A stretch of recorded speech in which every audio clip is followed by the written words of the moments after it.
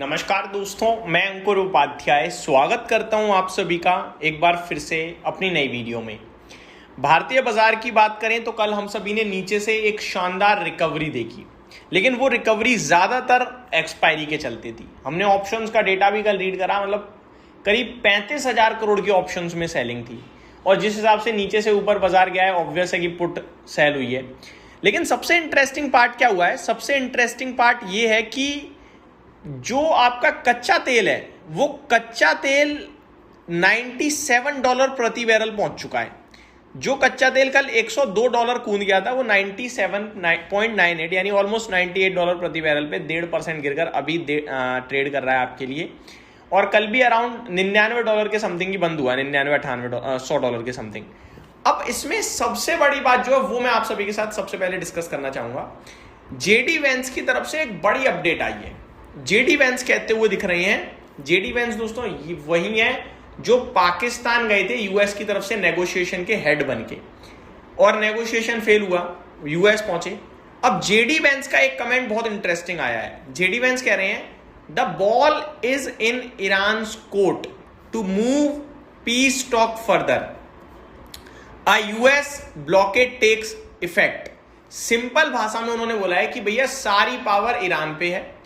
अब अगर वो पीस शांति चाहते हैं तो भैया आए आगे से बात करें, क्योंकि उन्हें ही करना है स्ट्रेट ऑफ हॉर्मुज ओपन, उन्हें ही करना है जो न्यूक्लियर प्रोग्राम छोड़ने की बात है। हमारी तरफ से हम चीजें क्लियर कर चुके हैं, हमें 2 चीजें चाहिए, ऑलमोस्ट यही मतलब है उनका। और ये चीज बेहद पॉजिटिव है क्योंकि ईरान ने कल कहा था कि हो सकता है हम आगे दोबारा बात करें सीज फायर के लिए, और जो न्यूक्लियर प्रोग्राम है, जो उनका यूरेनियम रिच है इनरिचमेंट, वो छोड़ने को तैयार है वो। तो मेरे को लगता है एक बार फिर बातचीत हो सकती है, और बातचीत होगी देन डेफिनेटली कहीं ना कहीं आउटकम पीस की तरफ आएगा। क्योंकि मार्केट भी ये नहीं कह रहे हैं कि अब दोबारा जंग होगी, मार्केट्स ये कह रहे हैं कि शांति आएगी। थोड़ी सी डिटेल और शेयर करना चाहूंगा। एक बार मार्केट्स की बात कर लेते हैं। देखो, अपने बाजार तो बंद है लेकिन दुनिया भर के बाजार ओपन ही है, ठीक है। अपने यहाँ अंबेडकर जयंती के चलते आज भारतीय बाजार बंद है, मैं ये भी आपको बताना चाहूंगा। कल हुआ क्या है, अमेरिका में एट द एंड 300 पॉइंट की तेजी डाउ में देखने को मिली है, सुपर यार। नेस्डेक में 1.25% की तेजी थी, 280 पॉइंट ऊपर, बढ़िया। S&P 500 1% ऊपर था और रसल 2000 1.5% ऊपर। तो ब्रॉडर मार्केट में तूफानी तेजी दिख रही है मेरे को तो।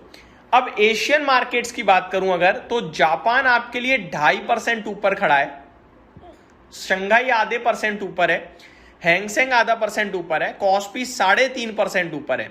अपना निफ्टी 23,842 के समथिंग बंद हुआ है। गिफ्ट निफ्टी 1% से ज्यादा की तेजी दिखा रहा है, यानी कि कल के सेशन में एक प्रॉपर तेजी की उम्मीद करके हम चल सकते हैं, अगर शाम तक कोई फ्रेश नेगेटिव अपडेट नहीं आई तो मेरा मानना है कि भैया अब ना मार्केट तैयार है नहीं गिरने को, और ये बात हमें समझनी चाहिए कि बॉटम बेस हम देख चुके हैं। अब तो नेगेटिव न्यूज पे एक झटका, बाकी ऊपर ही जाना है, क्योंकि मार्केट अब कहीं ना कहीं यही उम्मीद कर रहा है सीज फायर की।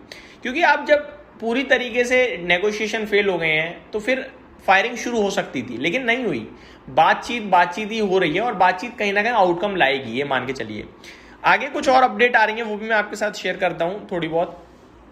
Iran has suggested a 5-year suspension of uranium enrichment whereas the US demanding a 20-year ban। तो ईरान 5 साल के लिए तैयार हुआ है, लेकिन यूएस 20 साल के लिए मांग रहा है। ये कुछ थोड़ी सी डिफरेंट है, 20 साल 5 साल में तो बहुत बड़ा अंतर हो गया। President Petro Colombia announces plan for subsidies and target, ये छोड़ते हैं, अभी इससे रिलेटेड नहीं है। टैरिफ से रिलेटेड भी कुछ अपडेट्स आएंगे जो मैं आप सभी के साथ शेयर करूंगा। लेकिन अभी जो मेरे लिए मेन चीज दिख रही है वो यही दिख रही है कि बातचीत आ रही है, अच्छी बात यह है। एनरिचमेंट की बात करी जाए अगर यूरेनियम के, तो 5 साल के लिए तैयार हो चुका है आपका ईरान, लेकिन यूएस 20 साल की डिमांड कर रहा है। The US sanction tanker rich स्टेरी pass through the straight of Hormuz on Tuesday despite a US blockade shipping data show. तो यूएस की तरफ से ब्लॉकेड करी गई है स्ट्रेट ऑफ हॉर्मुज की, लेकिन उसके बावजूद एक सैंक्शन वाली शिप है वो निकली है स्ट्रेट ऑफ हॉर्मुज से। दैट मीन्स शायद यूएस या तो पूरी तरीके से ब्लॉकेड नहीं कर पा रहा है, या यूएस के हाथ में पावर कम है, ईरान के पास ज्यादा है। इन दो में से एक चीज है।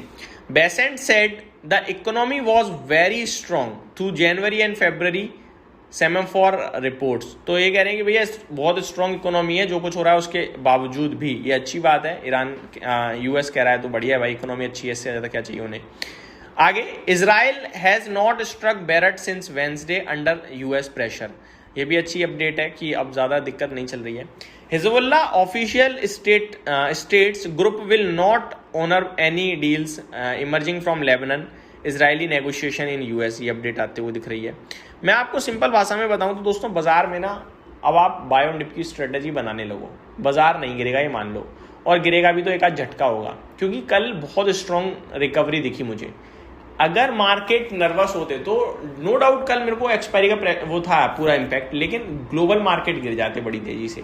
ग्लोबल मार्केट्स भी नहीं गिरे। ग्लोबल मार्केट्स में तो कोई एक्सपायरी नहीं थी। ये संकेत आ रहे हैं कि मार्केट अब नेगेटिव न्यूज़ पे नेगेटिव नहीं रिएक्ट कर रहा है, लेकिन पॉजिटिव पे पॉजिटिव रिएक्ट कर रहा है।